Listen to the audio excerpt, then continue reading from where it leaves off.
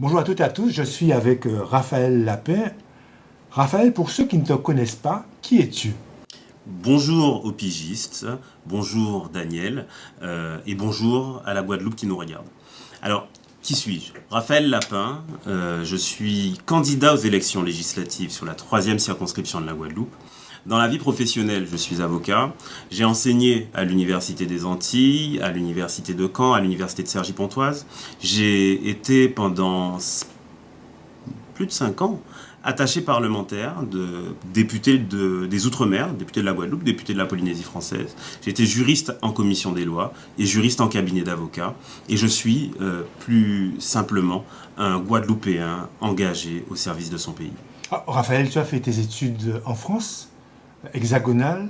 Tu as travaillé aussi à l'Assemblée nationale. Qu'est-ce qui t'a donné envie de revenir au pays? Alors, au moment où j'ai fait ce choix-là, il y a déjà quelques années, euh, pour moi, il y avait trois choses qui ont motivé le retour. Il y a évidemment l'aspect affectif, personnel, où on a envie de se rapprocher de ses proches, de ses parents, de sa famille, hein. On a envie de voir grandir aussi sa famille au pays et de faire grandir son pays de cette manière-là. Il y a l'aspect professionnel. J'avais envie d'exercer ma profession en Guadeloupe. Et puis, il y avait déjà, et qui remonte à encore plus loin que mon retour, cet aspect militant. Il s'agissait pour moi de mettre mon énergie, de mettre mes compétences, de mettre mon amour, l'amour que j'ai pour mon pays, à son service. Et ça a été, je crois, l'un des éléments moteurs de mon retour. Et c'est une question qui, me semble-t-il, est cruciale, parce qu'elle se pose à toute la diaspora guadeloupéenne. Et je sais combien sont les Guadeloupéens et les Guadeloupéennes qui sont en dehors de notre territoire et qui aspirent à revenir avec toutes les contraintes qui se posent à eux en termes d'attractivité du pays, avec toutes les contraintes qui se posent à eux en termes d'emploi, de logement, de finances, en termes de mutation. Et à chaque fois qu'un Guadeloupéen désire revenir mais n'a pas les moyens d'accomplir cet acte important, eh bien c'est notre pays qui s'appauvrit. Et c'est quelque chose d'ailleurs contre lequel je veux lutter, ou en tout cas je veux lutter pour toute cette diaspora qui veut rentrer au pays et qui est dans l'attente. Voilà. Alors, tu as rappelé en le disant que tu étais avocat et actuellement tu exerces, c'est ta profession, avocat en droit des affaires, docteur en droit, ce n'est pas rien, mais aussi la chose politique t'a toujours attiré. Tu dis ça de qui, de quoi, comment? Eh bien, c'est une très bonne question parce que je ne suis pas un héritier de la politique. Mon père n'était pas maire, ma mère n'était pas présidente de région. Je ne suis pas un héritier de la chose politique. Je suis un Guadeloupéen qui est issu du peuple et qui a décidé de s'engager. Et de s'engager avec tout son cœur, avec tout son être. Alors, d'où ça vient? Et ça, c'est une bonne question. Je sais que déjà à 6 ans, je regardais les débats de président de la République. Je sais aussi que par la suite, il y a toujours eu des choses qui m'ont passionné. Je me rappelle que ma première conférence politique, ça devait être au Lamentin. C'était une conférence de celui qui aujourd'hui sera certainement un adversaire sur la troisième circonscription. C'était une conférence de José Toribio où mon père nous a emmenés, et je crois que déjà là, j'ai eu cette espèce voilà, de rapport à l'oralité, de rapport à l'engagement public, au fait que, eh bien, on peut donner de soi pour le collectif. Et je crois que c'est aussi dans cette fibre-là que j'ai été éduqué, parce qu'on m'a éduqué avec un certain nombre de valeurs, avec mes frères, sœurs, mes parents, avec ces valeurs du partage, avec ces valeurs de la solidarité, avec ces valeurs aussi de la bienveillance. Et c'est ces valeurs-là qui non seulement motivent mon action en tant qu'homme politique, mais c'est aussi ces valeurs-là qui encadrent mon action en tant qu'homme politique. La bienveillance, la solidarité, le respect de l'autre, c'est pour moi des valeurs qui sont absolument fondamentales et que je mets au cœur de la campagne que je suis en train de mener. Alors, ton engagement politique commence très tôt, mais tu commences à t'intéresser vraiment à l'action politique au municipal de 2020.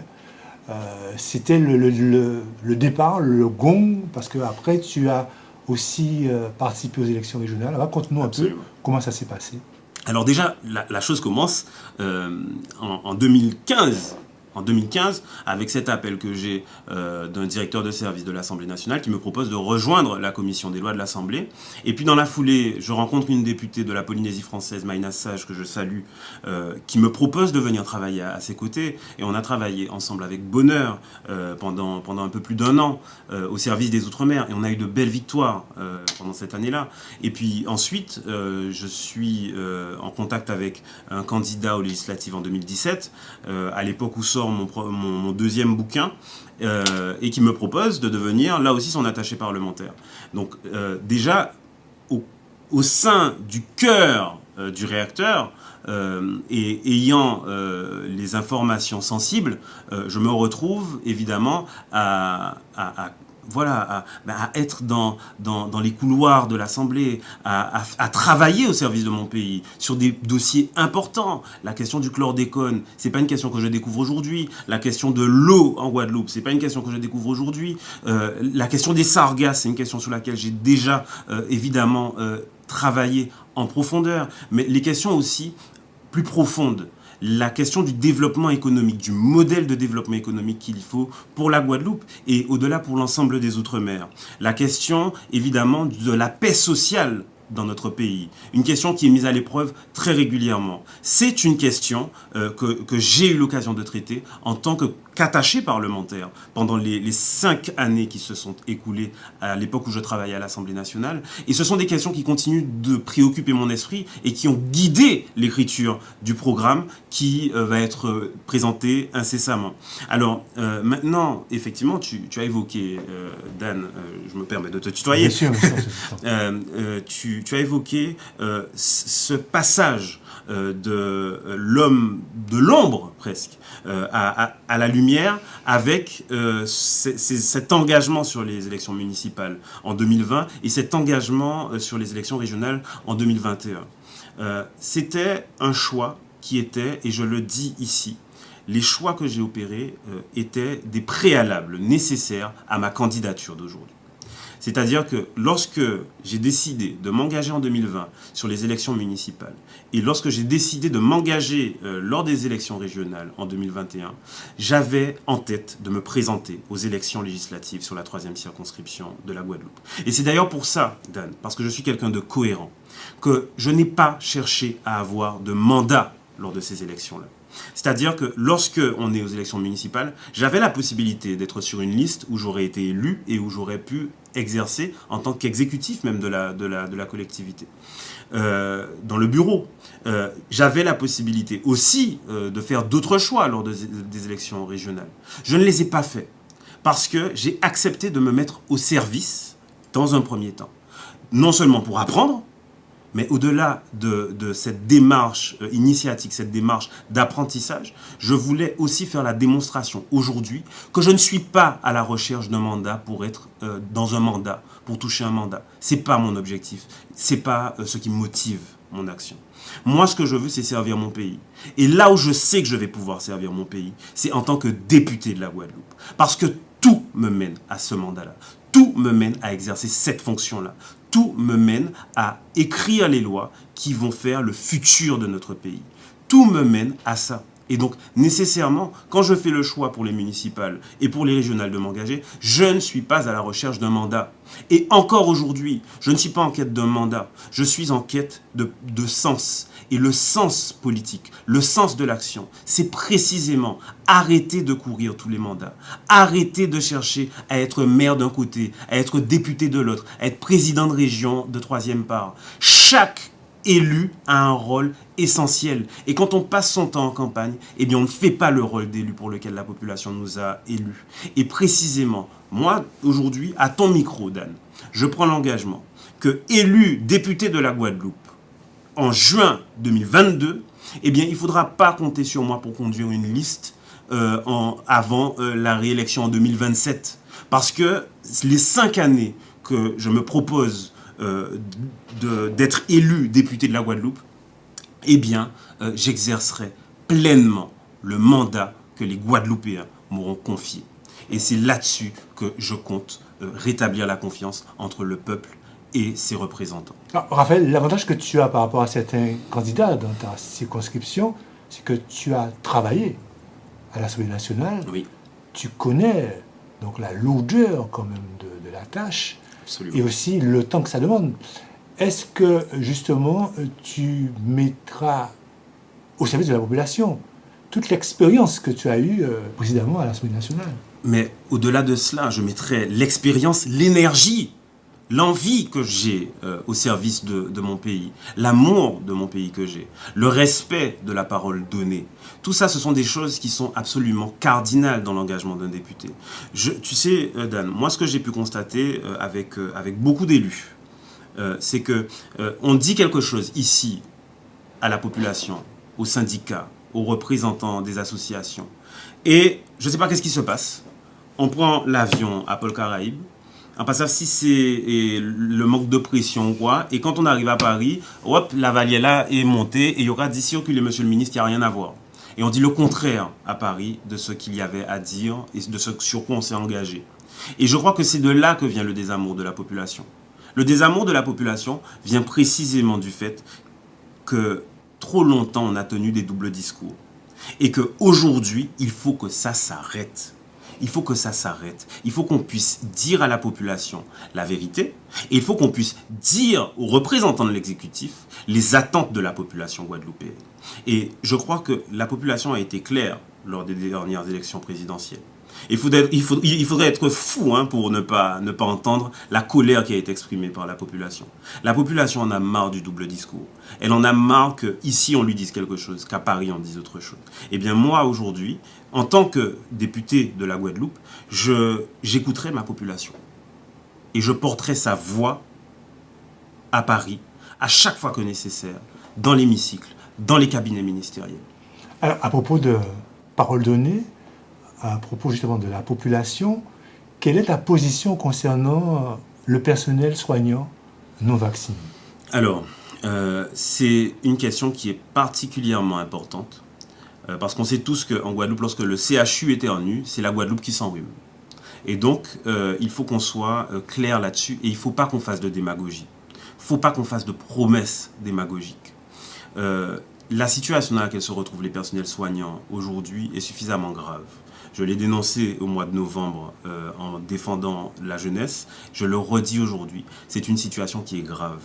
Quand on connaît des personnels soignants, des infirmiers et des infirmières, qui sont parents isolés, qui élèvent seuls leurs enfants et qui sont en situation de suspension aujourd'hui, en cas de en cas frémi, eh ben, c'est quelque chose qui n'est pas admissible. Tu vas demander la réintégration du personnel dans les Ah, je médias? la demande. Tu la demandes? Ah oui, je la demande. Je la demande formellement, clairement. Et en tant que député, les Guadeloupéens et les Guadeloupéennes devront savoir qu'ils ont à côté d'eux un défenseur, quelqu'un qui est là pour entendre leurs problématiques. Et ma porte sera toujours ouverte pour les Guadeloupéens et les Guadeloupéennes. Et quelqu'un surtout qui sera avec la ferveur de la défense, chevillée au corps et au cœur. Et je serai là à chaque fois qu'ils en auront besoin pour défendre leur position. Parce que je crois qu'il y a eu en Guadeloupe un référendum sanitaire. En Guadeloupe, la vaccination a servi de référendum.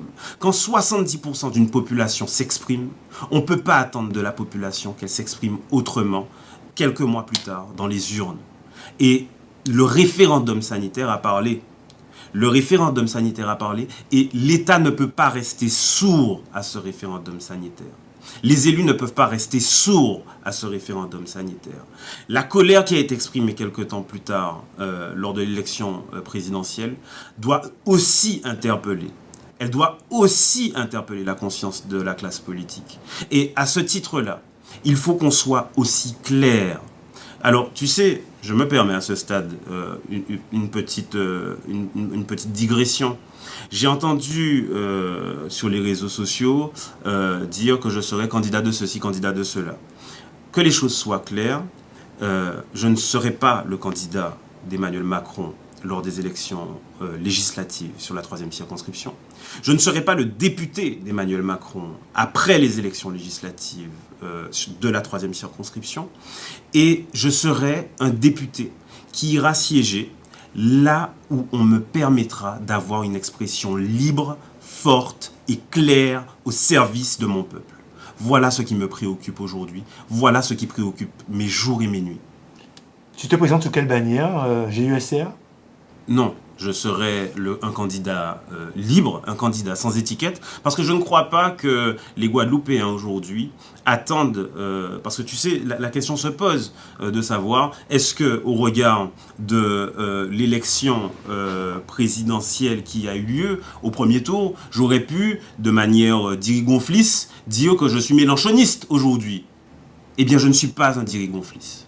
En revanche, ce que j'entends, et c'est ça qu'il faut voir, il faut savoir écouter et lire ce que le peuple dit. Le peuple ne dit pas « choisissez un nouveau maître ». Le peuple ne dit pas « allez à Paris pour avoir le doigt sur la couture pour un tel ou un tel ». Le peuple dit « c'est nous qui sommes souverains ». Le peuple dit « c'est nous qui sommes souverains ». Donc ça veut dire quoi? Ça veut dire qu'on va aller courir, essayer de mettre une nouvelle étiquette, un nouveau blazer, un nouveau dossard. C'est ça que la classe politique devrait faire? Eh bien moi je dis non.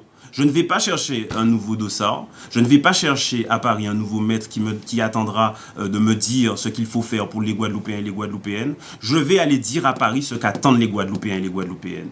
Voilà comment est-ce que moi je perçois mon mandat.